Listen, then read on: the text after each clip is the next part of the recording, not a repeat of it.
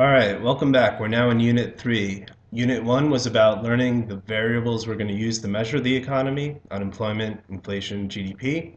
Unit 2 is getting into the weeds about what goes into those three components.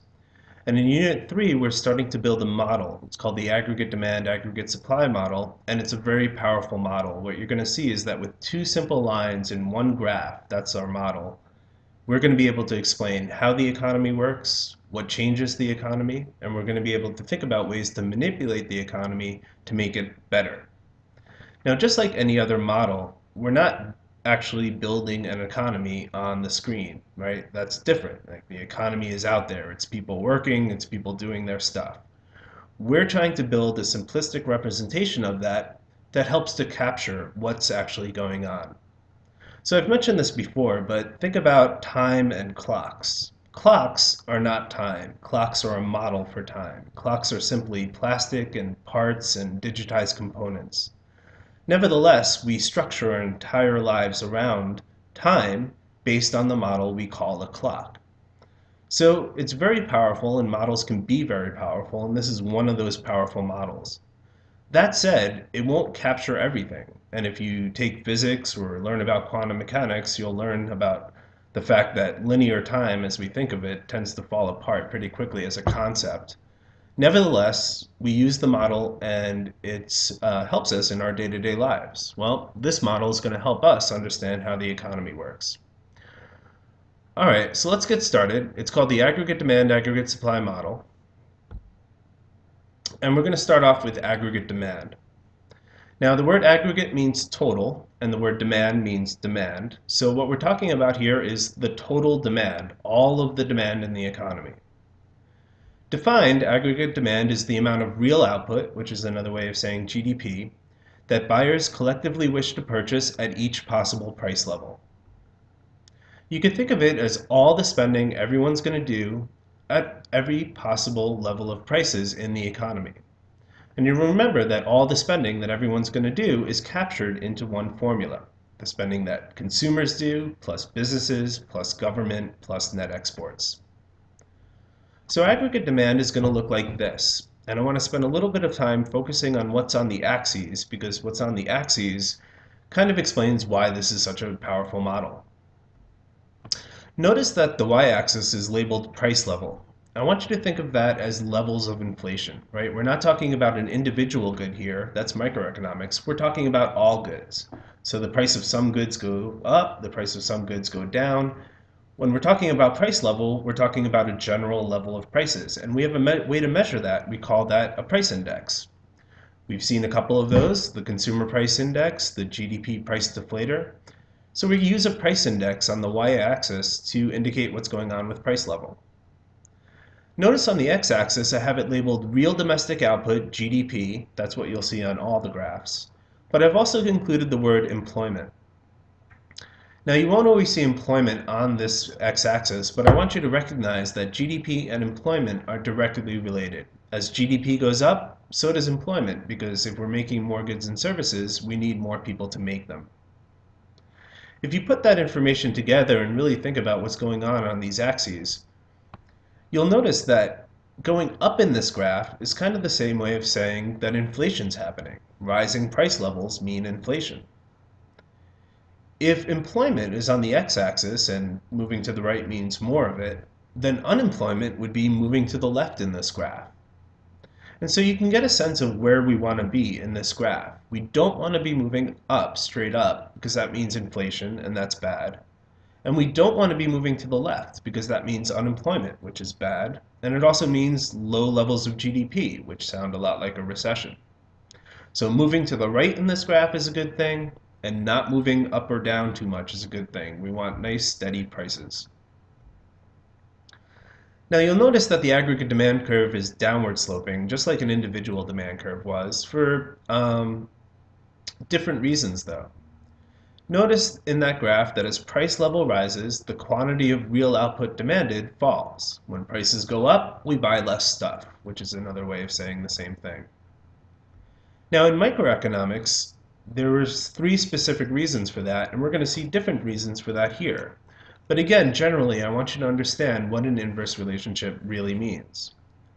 All it simply means is that when price levels change, we buy different amounts of stuff. At really high price levels, like here, notice that the quantity demanded is relatively low. At really low price levels, like here, notice that the quantity demanded is higher. Again, simple way of saying inverse relationship between price level on the one hand and the quantity of goods and services demanded on the other.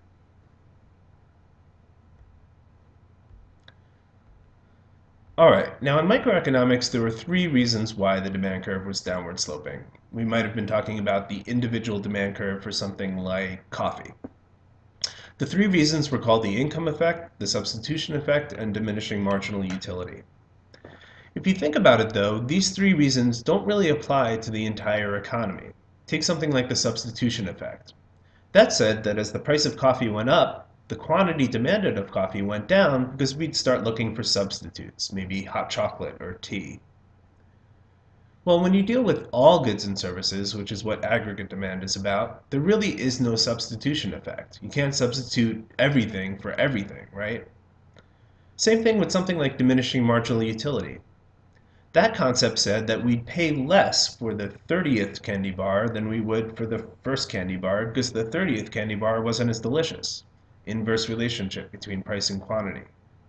But again, it doesn't really apply here because we're talking about everything, and it's hard to really even conceptualize what the diminishing marginal utility of everything would be. So these three reasons don't do it to explain why an aggregate demand curve is downward sloping. Instead, there are three specific reasons why we get an aggregate demand curve with this same kind of inverse relationship. They're called the wealth effect, the interest rate effect, and the foreign purchases effect. So let's take these one at a time. The wealth effect, sometimes called the real balances effect, says that when price levels rise, the purchasing power of our wealth goes down, and so we buy less stuff. I'll give you an example. Let's say you have $100,000 in your bank account. That's your wealth. And let's say all you buy are teddy bears. If teddy bears cost $1,000 each, you can take your $100,000 and you can buy 100 of them. If teddy bears go up in price, let's say $10,000 each, and I'd like to see this teddy bear, you can buy less of them, obviously, now only 10 of them. Notice that as price levels go up, the quantity demanded falls simply because your money can't buy as much stuff. That's the wealth effect. The interest rate effect says that when price levels rise, people need more money to buy stuff. If gum costs $1, you only need $1 to buy it. If gum costs $10, you need $10 to buy it. Well, especially for big ticket items that people tend to borrow money to buy, things like cars, houses, college educations, big investments for businesses, if price levels are going to go up, they're going to need to borrow more money. And that has an effect on the loanable funds market we saw back when we were looking at investment. When people need to borrow more money, that affects the demand for money, and that demand curve shifts to the right. When the demand for money shifts to the right in the loanable funds market, it has an effect on that market, and specifically the effect is that interest rates will tend to rise. So again, here, if the demand curve were to shift to the right, you'll notice what happens to interest rates. Interest rates were originally relatively low. Once the demand curve shifts to the right, interest rates will start to rise. Well, that's going to make it more expensive for consumers to take out loans to buy houses and cars, and businesses to take out loans to buy investments. And as a result of that, we're going to see less of that activity, and aggregate demand will fall. Okay, the third reason is called the foreign purchases effect, and you could think about this like the substitution effect in microeconomics. The foreign purchases effect says that when price levels rise, foreign goods, imports, become relatively cheaper. So we start buying them more instead. We substitute away from domestic goods to foreign goods. And that makes the quantity of demanded for domestic goods fall. Again, don't lose sight of what's going on here. These are three reasons that are all trying to explain one thing: why we get this downward sloping demand curve. Why when prices rise, we buy less, and when prices fall, we buy more. Now the aggregate demand curve, just like an individual demand curve, can shift.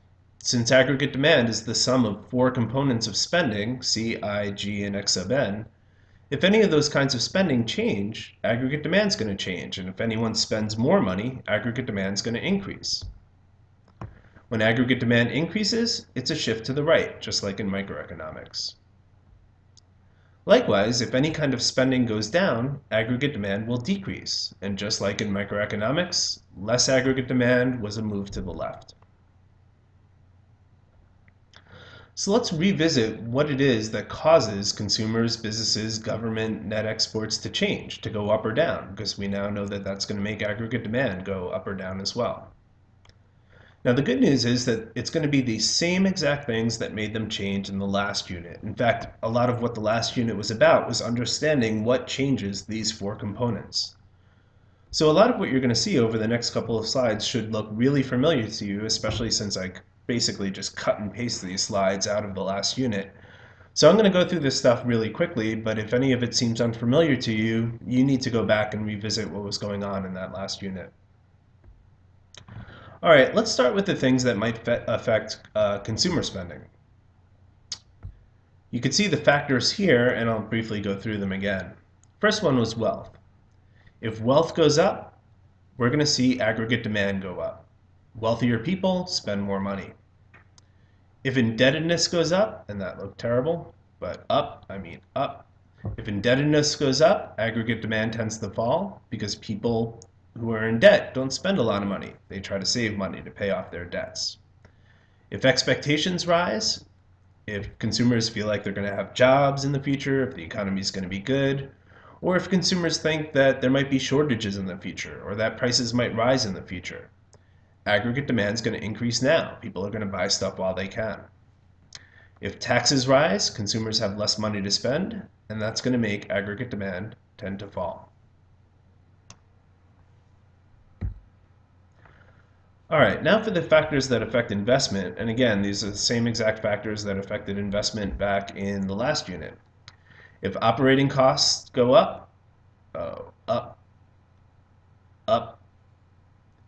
investments will tend to fall, and therefore aggregate demand will fall.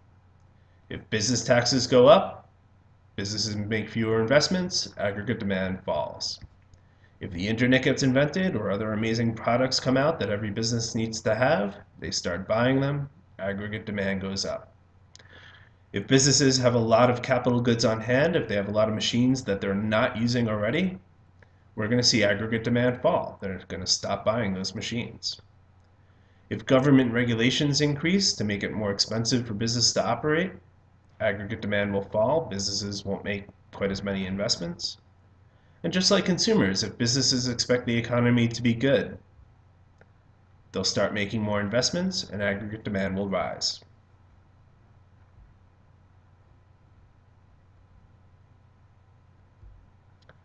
Now as for G, what we saw is that G is just whatever the government chooses to spend. So if government decides to spend more money, G goes up. Maybe Democrats are in power. If the government decides to spend less money, G goes down and aggregate demand will go down. Maybe the Republicans are in power. If the government goes out of business altogether because anarchists take over, I can't even begin to comprehend what would possibly happen. Now the last component were net exports. And again, this is all review, hopefully, but again, I'll just go through it very briefly.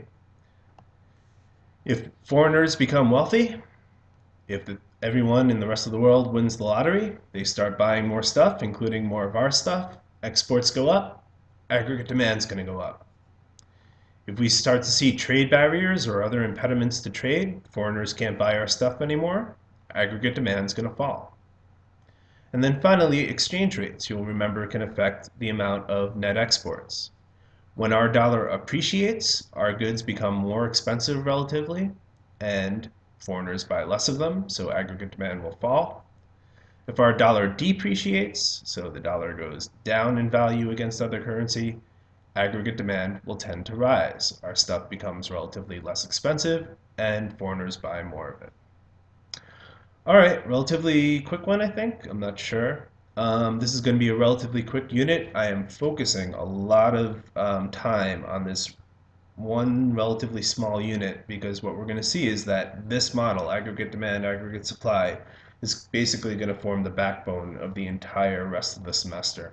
This is Annie here on the top, and Annie is 3 months old. Or do you keep them separate? They probably could. The problem is we don't get very many three-fingered Babies. Yeah, the two we have got, they're just